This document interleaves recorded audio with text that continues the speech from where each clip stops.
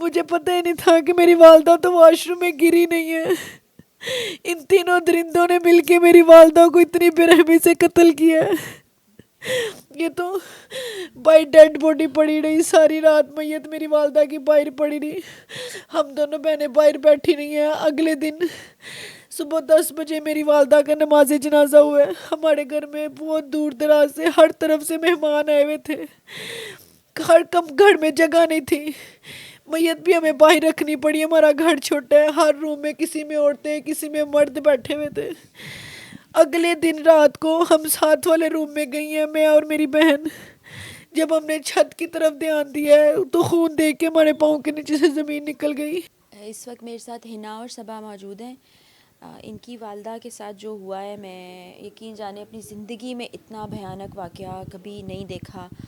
मेरे लिए ख़ुद बहुत तकलीफ़ दे है, और जिनकी वालदा इस दुनिया से चली गई और जिस अंदाज से गई हैं वो उनके लिए कितना तकलीफ़ दे होगा। हिना की डिलीवरी किसी भी वक्त हो सकती है, बिल्कुल वक्त करीब है। वो एक अजीब सी तकलीफ़ दे सूरत हाल में कि एक तरफ वालदा चली गई, दूसरी तरफ शौहर ने क्या किया, फिर ये जो औलाद होगी। अस्सलाम वालेकुम। वालेकुम सलाम। मैं तो हौसला नहीं पड़ रहा कि मैं आपसे बात पूछ सकती हूँ। आपकी वालदा चली गई हैं और माँ से ज़्यादा तो कोई करीब नहीं होता बेटे। कोई भी नहीं था करीब, मेरी वालदा से ज़्यादा कोई भी नहीं था। जब मुझे पता चला कि 19 फरवरी को अम्मी वॉशरूम में गिरी हैं, गिरने से उनका सर से ज़्यादा खून बहने की वजह से उनकी डेथ हो गई है। ये भाभी ने हमें बयान दिया क्योंकि घर पे वही थी अम्मी के पास, बाकी कोई काम पे गया, कोई एकेडमी गया, हम दोनों बहनें अपने अपने घरों में थी। वालदा मेरी के पास कोई भी नहीं था। मेरे मियाँ ने, हमजा ने बताया कि जब मैं घर आई हूँ भाभी बेहोश गिरी हुई थी। मैंने जल्दी से उस्मान भाई को फ़ोन किया। मेरे मियाँ आए ना जब घर, उनके कपड़े खून से बड़े हुए थे। मैंने उनको पूछा है आपको कहीं चोट तो नहीं लगी, ये किसका ब्लड है। मुझे लगा शायद उनको चोट लग गई है। मैं परेशानी से उनको देखने लग गई। कहते नहीं मैं ठीक हूँ, मेरा एक दोस्त है उसका एक्सीडेंट हो गया, ये मैं उसको हॉस्पिटल लेके जा रहा हूँ, ये उसका ब्लड लगा हुआ है। मैं चुप कर गई। अपने साथ जल्दी से कपड़े चेंज किए। मुझे कहते अब बाया पहनो, हमने ना चाचू की तरफ जाना, ज़रूरी काम है। मैं चाचू की तरफ लेके आ रहे हैं, रास्ते में मैं कह रही हूँ ये तो अम्मी के घर का रास्ता आ रहा है। कहते मेरी ग्लासेस ना गिर गई थी तो मैंने आप वाली साइड पे बनने के लिए दी हुई है, मैंने अपनी ग्लासेस पकड़नी है। मैंने कहा अच्छा। रास्ते में आगे आई हूँ, मुझे तो घर के पास आके पता चला, बिल्कुल पिछली गली में, कि मुझे फिर भी नहीं बताया। कहता आपके भाई को ना चोट लग गई है इसलिए मैं आपको आपके घर लेके जा रहा हूँ।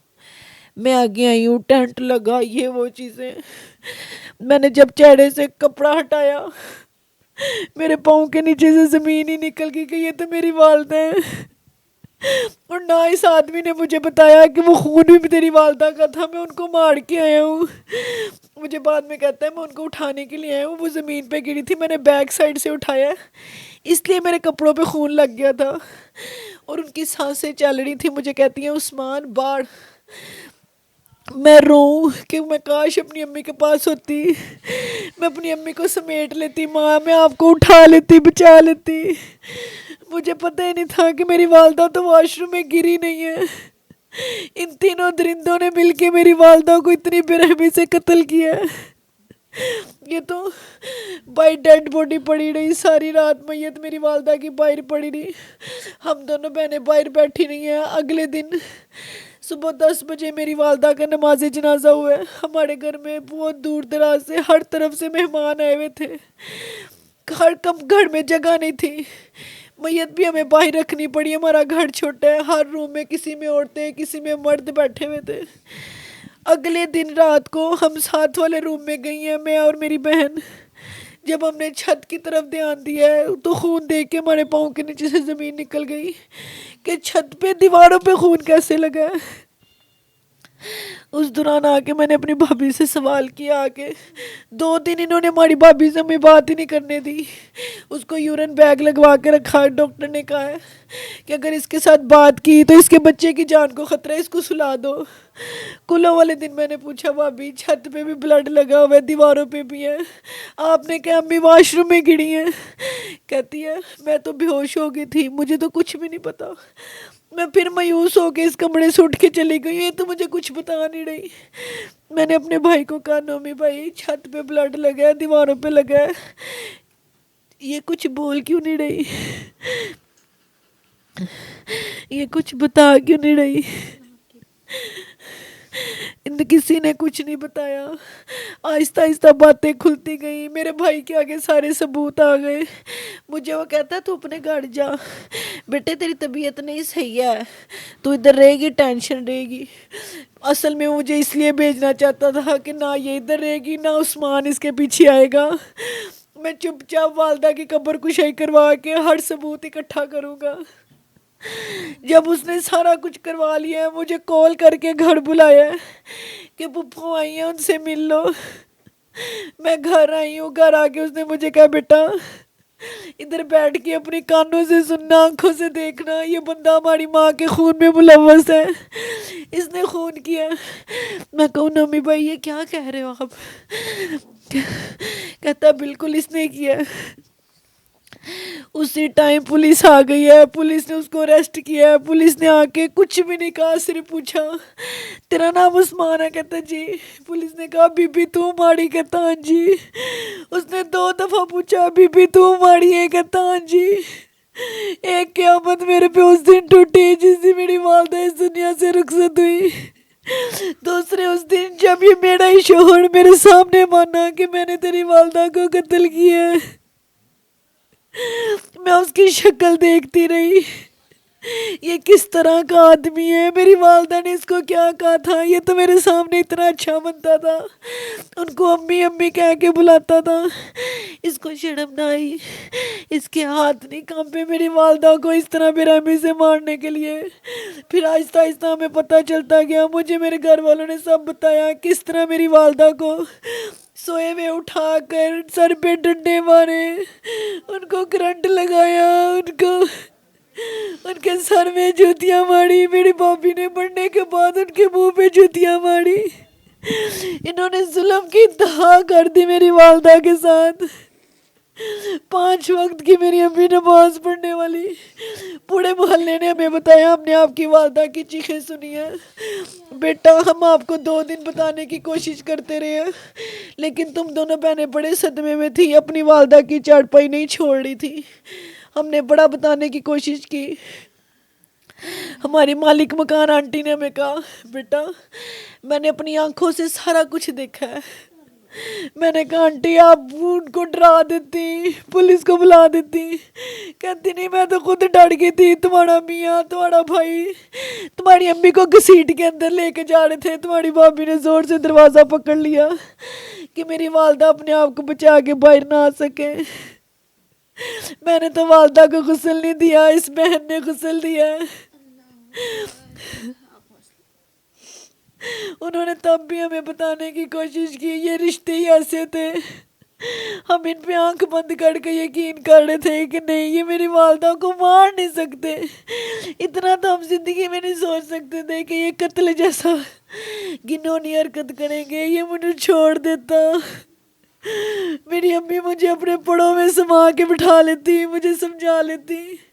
ये मेरी भी ज़िंदगी बर्बाद कर गया मुझे इस हालत में, और मेरी वालदा की भी जान ले गया। ना मेरे आगे का कुछ छोड़ा, ना इसने मेरे पीछे कुछ छोड़ा। ये इस तकलीफ़ का कोई अंदाज़ा नहीं कर सकता जिससे अभी ये गुज़र रहे हैं। हिना ने अपनी वालदा को अपने हाथों से गुस्ल दिया है।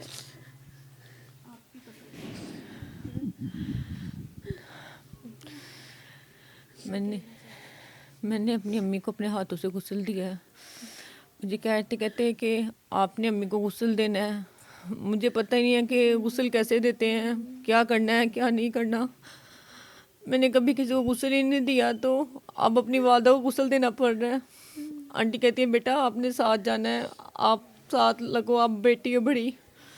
मैं गई हूँ, मैं जाके उधर बैठी रही हूँ, मैं सदमे में थी। मैंने बस अपनी अम्मी को देखती रही हूँ कि मेरी अम्मी को आनन फानन हो क्या गया है। उन्होंने मेरी अम्मी की कमीज़ कटिंग की है, मेरी अम्मी की कमीज़ में से ऐनक निकली है, खून से भरी ऐनक निकली है। तो मुझे कहते हैं ये पकड़ लो अपनी अम्मी की ऐनक बेटा। मैं उनको आगे से कह रही हूँ मेरी अम्मी तो ऐनक लगाती ही नहीं थी। ये निज़ेन ने काम किया, अगर माँ नहीं ऐनक लगाती है तो ये ऐनक किसकी है, देख तो सही। ऐनक को पकड़ के साइड पे रख दिया है, बस अम्मी को ही देखती रही हूँ। उनको गुस्ल दिया साथ, उनको गुस्ल दिया, उनके पास ही बैठी रही हूँ कि मेरी अम्मी को बन क्या गया है। अम्मी की कुलों के बाद हमें पता चला, जैसे जैसे हम कमरे में गए, कि मेरी अम्मी के साथ वॉशरूम में नहीं गिरी, ये मेरी अम्मी के साथ हादसा हुआ है।